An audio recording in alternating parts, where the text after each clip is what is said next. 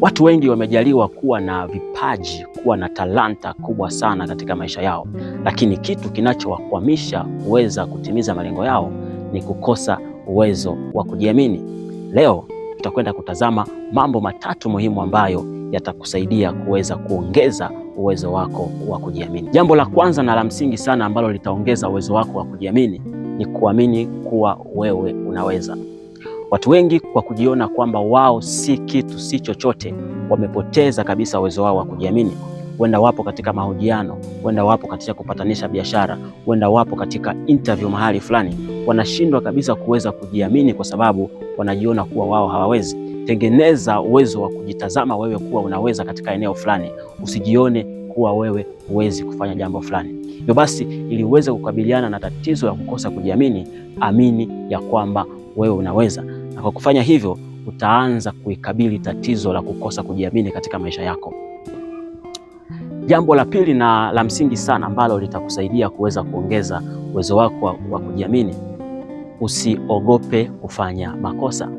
Watu wengi kwa sababu ya kuogopa kufanya makosa wamejikuta wakipoteza kabisa uwezo wao wa kujiamini, kwa sababu wanahisi ya kwamba wakifanya jambo fulani watafanya kwa makosa, watazungumza makosa au watakosea. Hivyo basi wanapoteza kabisa uwezo wao wa kujiamini.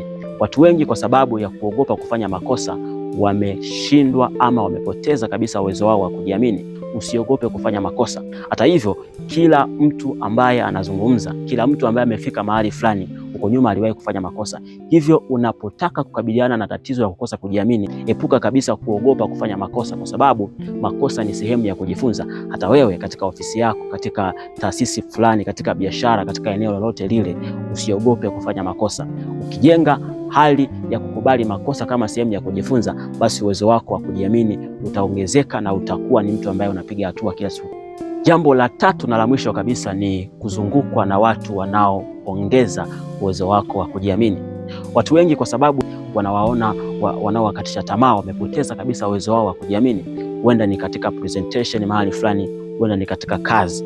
Wanapofanya jambo fulani, basi wao wanakatisha tamaa. Sasa jambo hili linaweza likapunguza kabisa uwezo wako wa kujiamini na pengine ukapoteza kabisa dira ya kuweza kufanya jambo zuri katika maisha yako. Sasa ili uweze kukabiliana na tatizo la kukosa uwezo wa kujiamini, zungukwa na watu ambao wanakutia moyo, watu wanaokuhamasisha kufanya jambo fulani, watu wanaokupongeza unapofanya jambo fulani. Hata kama ni dogo, basi wao wanaliona ni jambo kubwa, wanakuhamasisha kuongeza kufanya zaidi katika ubora mkubwa zaidi. Ukifanya jambo hili ukazungukwa na watu wa namna hii, watakusaidia kabisa kuweza kuzunguka katika kuongeza uwezo wako wa kujiamini. Hebu tathmini katika maisha yako, ni watu wangapi ambao wanakuadmire, watu ambao wanakutia moyo, watu ambao wanaongeza uwezo wako wa kujiamini. Na kwa kufanya hivyo, basi utaweza kupiga hatua kubwa sana katika maisha yako. Ni hatua gani katika hizi tatu ambazo nimekufundisha siku ya leo ambazo utakwenda kuzichukua leo ili kuongeza uwezo wako wa kujiamini? Niandikie katika comment. Rise beyond limits.